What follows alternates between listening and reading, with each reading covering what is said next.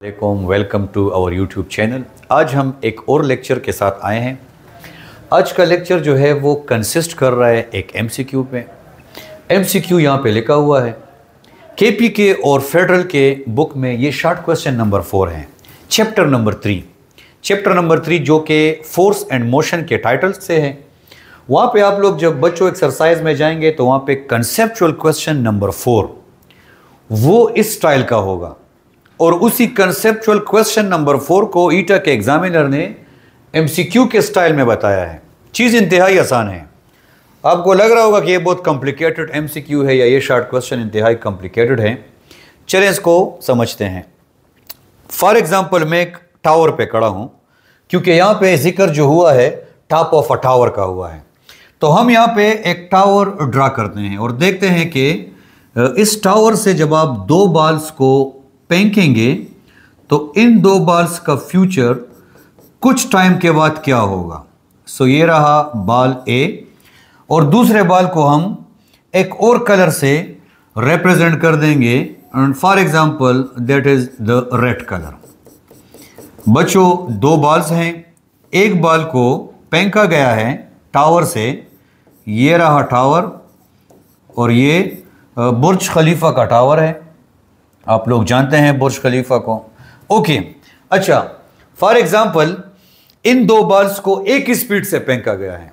यहां पे जो टॉप पे आपको कंडीशन दी है बच्चों, look at this, initial speed u and the second straight up with the same speed. इसका मतलब है दोनों की स्पीड सेम होगी। अगर आप इसको मैथमेटिकली सॉल्व करना चाहें, mathematics is the mother of all sciences, mathematics आपको तमाम प्रॉब्लम्स का सोल्यूशन देता है, तो इंतहाई लेंथी सोल्यूशन होगा। वहाँ पे आप equation of motion, first equation, second equation, third equation को यूटिलाइज करेंगे।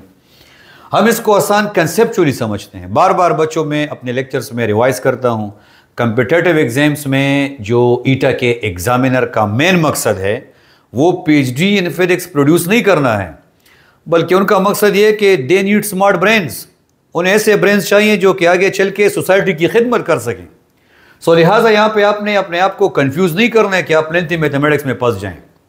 आपने इसको कंसेप्चुअली सॉल्व करना है, और इंशाल्लाह आपका कंसेप्ट आराम से इंशाल्लाह अपनी कोशिश करेंगे कि हम उसको बिल्डअप करें। चलें, फॉर एग्जांपल मैं एक स्पीड ले रहा हूं 30 मीटर पर सेकेंड। 30 मीटर पर सेकेंड 30 मीटर पर सेकेंड से मैंने इस बॉल को ऊपर फेंका, और रेड बॉल को 30 मीटर पर सेकंड से नीचे फेंका। सर आपने 30 क्यों लिया? आप कोई भी स्पीड ले सकते हैं। तो चलें, लुक एट दिस।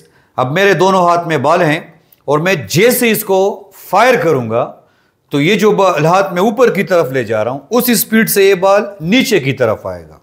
क्लियर? तो रेड बॉल जो है वो ऊपर चला गया है, और ग्रीन बॉल जो है वो नीचे आ रहा है। अब आप क्या करेंगे? अब आपने जो ग्रीन बॉल, आप रेड बॉल ऊपर की तरफ जा रहा है, तो याद रखें पिछले लेक्चर में मैंने आपको बताया है, पिछले लेक्चर में हमने डिस्कस किया है कि जब भी आप किसी ऑब्जेक्ट को ऊपर फेंकेंगे, आप जाहिर सी बात है कॉमन सेंस, छोटा सा कॉमन सेंस, क्या ये बॉल 7वें आसमान तक पहुंचेगा? नहीं, डेफिनेटली कुछ सेकंड के बाद रुक जाएगा और जमीन की तरफ वापस आ जाएगा। अच्छा, इसके रुकने का जो स्टाइल है ना, रुकने का स्टाइल, इसके जो रुकने का स्टाइल है बच्चों वो है 10 मीटर पर सेकंड से रुकेगा। इसका मतलब है कि अगले सेकंड में इसकी स्पीड क्या हो जाएगी?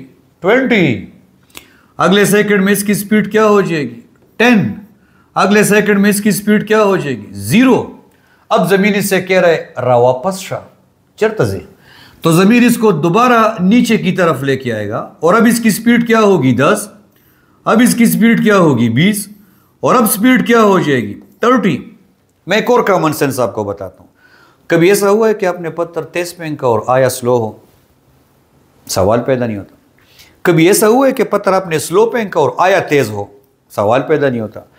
वो स्टूडेंट जो कि क्रिकेट के साथ कनेक्टेड हो, उनको तो पता है कि कैच जितना तेज फेंकेंगे उतना तेजी से नीचे आएगा। तो इस बॉल को जितना तेजी से आपने फेंका है उस स्पीड से नीचे आ रहा है। 30 से आपने ऊपर फेंका है, 30 से नीचे आएगा। यहाँ पे कुछ इंफॉर्मेशन अपने पास नोट कर ले बच्चों। 100 से फेंकेंगे 100 से नीचे आएगा, 50 से फेंकेंगे 50 से नीचे आएगा, 40 से फेंकेंगे 40 से नीचे आएगा, 40 से फेंकेंगे 4 सेकंड लगेंगे, 100 से फेंकेंगे 10 सेकंड लगेंगे, 50 से फेंकेंगे 5 सेकंड लगेंगे। सेकंड और वेलोसिटी के लिए आप लोग पहले लेक्चर देखें, वहां पे इंशाल्लाह आपको समझ आएगी। अच्छा, अब यहां पे इसकी स्पीड क्या है? 30। अब इसकी स्पीड जो है वो 30 है, और 30 के बाद जो है बच्चों, 30 के बाद आप अगर चेक करें तो यहां पे इसकी स्पीड भी 30 है। अब जमीन कह रहे हैं कि जब ये नीचे आएगा, जब ये नीचे आएगा, ओके, तो ऑनलाइन और ये टच बोर्ड में तो इस किस्म के मामलात आते रहते हैं, लेकिन हमारे खान साहब कहते हैं कि सबसे पहले आपने घबराना नहीं है। ओके, चलिए लुक एट दिस, यहां पे 30 है। 30 के बाद जमीन कह रहे हैं मैं इसकी स्पीड को 10 इंक्रीज कर दूंगा, 40। इसकी स्पीड क्या हो जाएगी? 40। इसकी स्पीड क्या हो जाएगी? 50। इसकी स्पीड क्या हो जाएगी? 50। इसकी स्पीड 60। इसका मतलब है कि दोनों एक स्पीड से टकराएंगे, और जब दोनों की स्पीड सेम हो जाए तो बच्चों याद रखें ये आया VA, रेशो कहते हैं डिवीजन को, और ये आया VB, और दोनों को जब हम डिवाइड कर देंगे तो आंसर आ जाएगा 1:1। शॉर्ट क्वेश्चन के तौर पे अगर आप इसको डील करेंगे तो both the ball will hit the ground with the same speed. Numerical अंदाज से आप इसको इस तरीके से पढ़ेंगे बच्चों। 2016 में और पास्ट पेपर में ऐसे क्वेश्चन आए हैं जिनको आप इस टेक्निक से इंतहाई आसानी से सॉल्व कर सकते हैं। जैसे एक क्वेश्चन मैं आपके साथ शेयर करता हूं, उसका सोल्यूशन जो है वो नेक्स्ट लेक्चर में इंशाल्लाह शेयर किया जाएगा। एक टावर पे एग्जामिनर खड़ा होता है, टावर की हाइट जो है वो 60 मीटर होती है, 20 मीटर पर सेकंड से इसको फेंकता है। ज़मीन तक आने के लिए कितना टाइम लगेगा? तो वो टाइम जो है वो आप कैलकुलेट कर सकते हैं। कैलकुलेशन बहुत लेंथी है, लेकिन इस किस्म के कॉन्सेप्ट से हम इसको इंतहाई आसानी से समझ सकते हैं। क्वेश्चन को रिवाइज करते हैं और लेक्चर को वाइंड अप करते हैं। आप किसी भी टावर पे खड़े हैं, आपने एक बॉल नीचे फेंका, दूसरा बॉल ऊपर फेंका, दोनों की स्पीड सेम है, डेफिनेटली सेम स्पीड से ये ज़मीन के साथ टकराएंगे। आप कोई भी स्पीड ले लें, लेकिन वो स्पीड इसकी भी होगी और इसकी भी होगी। ठीक है बच्चों, किसी किस्म की कन्फ्यूजन हो तो आप लोग कमेंट्स कर सकते हैं। शुक्रिया, wish you best of luck.